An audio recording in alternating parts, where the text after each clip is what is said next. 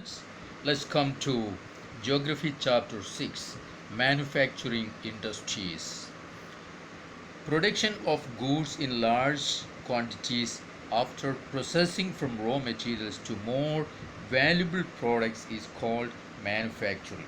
So we are talking about the manufacturing industries. There are other industries also. So that's why we are looking today is, or in this chapter, manufacturing industries. So what's manufacturing? We have seen that production of goods in large quantities after processing from raw materials to more valuable products is called manufacturing. Okay, so example, paper is manufactured from wood, sugar from sugarcane, iron and steel from iron ore, and aluminum from bauxite, or other some types of clothes are manufactured from yarn. All these are industrial product. Okay, so people employed in the secondary activities manufacture the primary materials into finished goods. The workers employed in steel factories, car, breweries, textile industries, bakeries, etc. fall into this category, means the secondary activities or the manufacturing category. Okay, some people are employed in providing services. So in this chapter we are looking the manufacturing industries. Okay, that comes in the secondary sector. So you know that we have seen already the three different sectors, and here the manufacturing industries, that's in the secondary sector. Now the economic strength of a country is measured by the development of manufacturing industries. Any country that is having, see, its economic power or development, that is, or economic strength. Today we see the developed or advanced countries. Those are, for example, the Western countries. They are all having the manufacturing industries in the ultimate development stage. Okay, now we'll come to next the importance of manufacturing. What are the importance of manufacturing?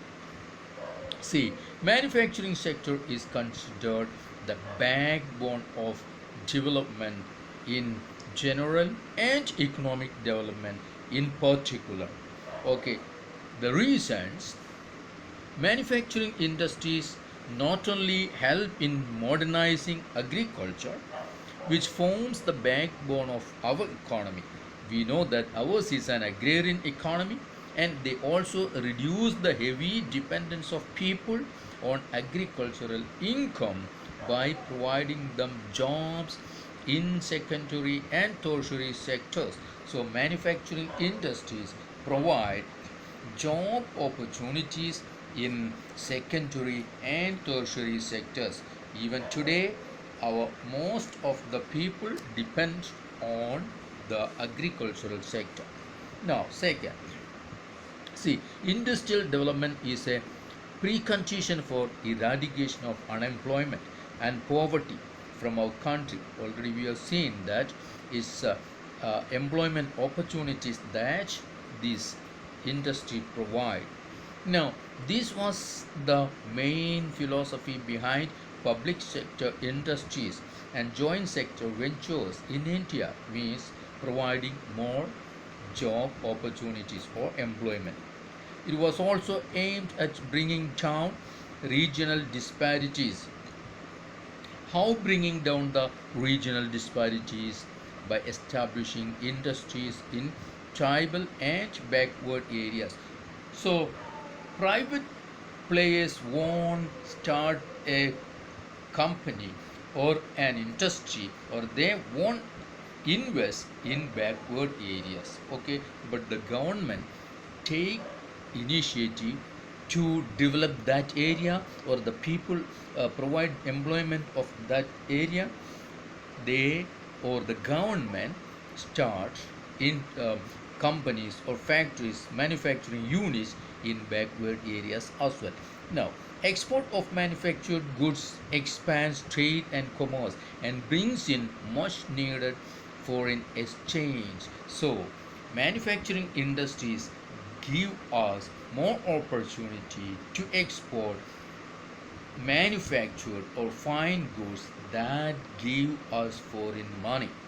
Now, next, countries that transform their raw materials into a wide variety of finished goods of higher value are prosperous. Okay, so the countries which are having, see, the those who are advanced in manufacturing sector are the prosperous country. So India's prosperity lies in increasing and diversifying its manufacturing industries as quickly as possible.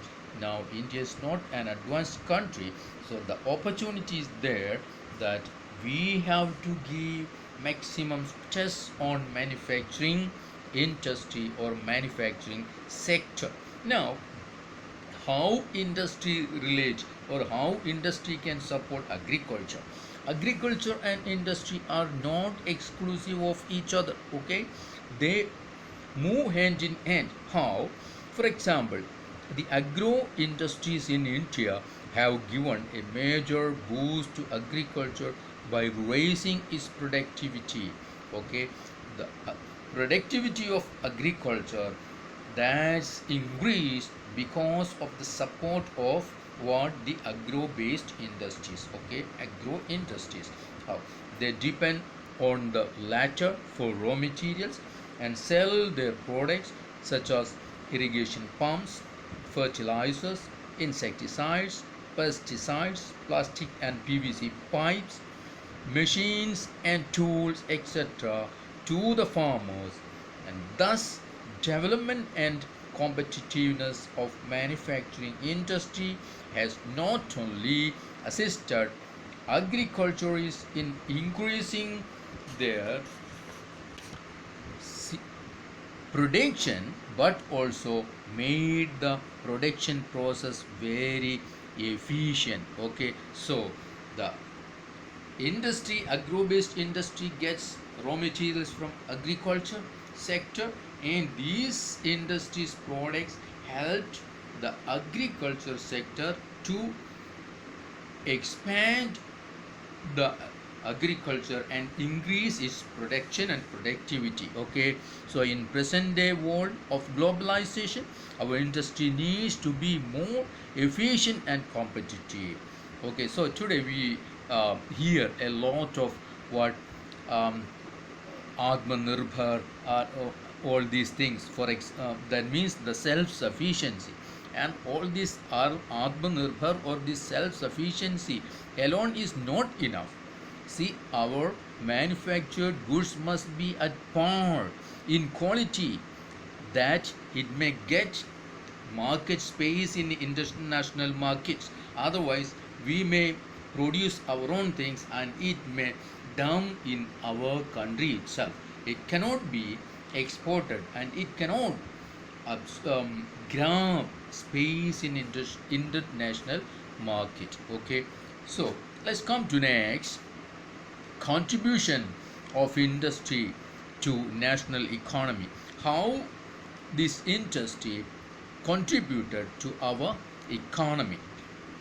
Over the last 2 decades, the share of manufacturing sector has stagnated at 17% of GDP. Okay, just 17% of GDP for last 2 decades, and that also out of the 27% of total industry. Okay, in manufacturing industries are having 17% and 10% goes to mining, quarrying, electricity and gas. These are not manufacturing industry, though these are industry. This is much lower in comparison to some East Asian economies. East Asian economies are underdeveloped or developing countries. Still, ours is lower than them.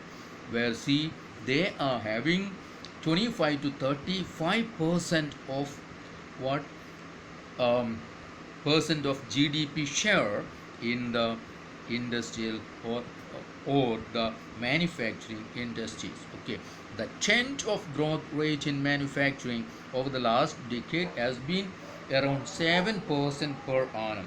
The growth rate is 7% for last decade, and the desired growth rate over the next decade is 12%. Next decade, we are looking for 12%. See, since 2003, manufacturing is once again growing at the rate of 9 to 10% per annum. Now, this millennium, the starting of this millennium, we are having growth rates 9 and 10. But see, we have facing a problem. An unexpected pandemic hit our economy, not just our own, the world economy, and that pulled down the growth rate. And these kinds of things, see, unexpected, unpredicted situations can see damage any economy, and we have to there see the National Manufacturing Competitiveness Council has been set up with this objective for what, to make maximum productivity uh, um, in the in this sector. Okay, now come to next, industrial location. The location, how, where should be a unit started or established. See, industrial locations are complex in nature. These are influenced by availability of raw material, labor, capital, power, and market, etc. These things, the place where an entrepreneur gets these things, he can start, or an investor can start his unit there. Okay, it's already possible to find all these factors available at one place. Okay, it's not that possible. uh, you cannot see, we cannot get such place where all these are possible. Okay, so what happens, consequently manufacturing activity tends to locate at the most appropriate place.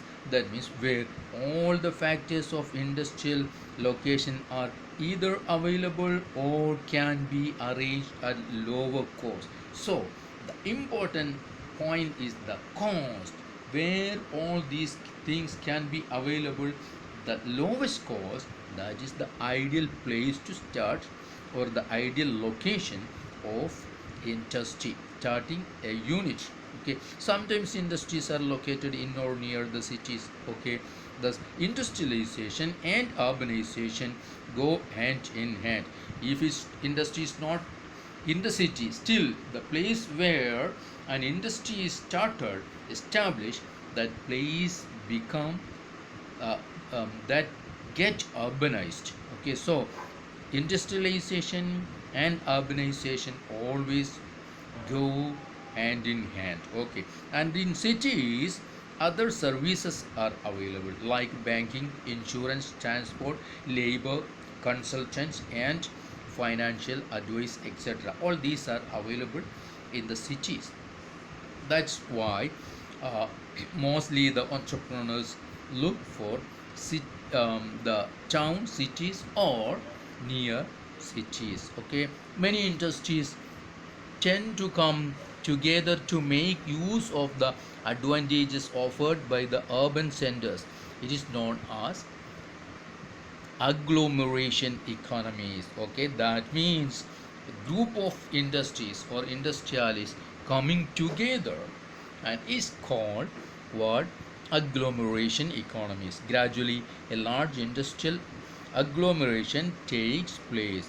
In the pre-independence period, most manufacturing units were located in places from the point of view of overseas trade. Okay, we know the important cities where the trade and the business or industry was located, such as Mumbai, Kolkata, Chennai, etc. Consequently, there emerged certain pockets of industrially developed urban centers surrounded by a huge agricultural rural hinterlands.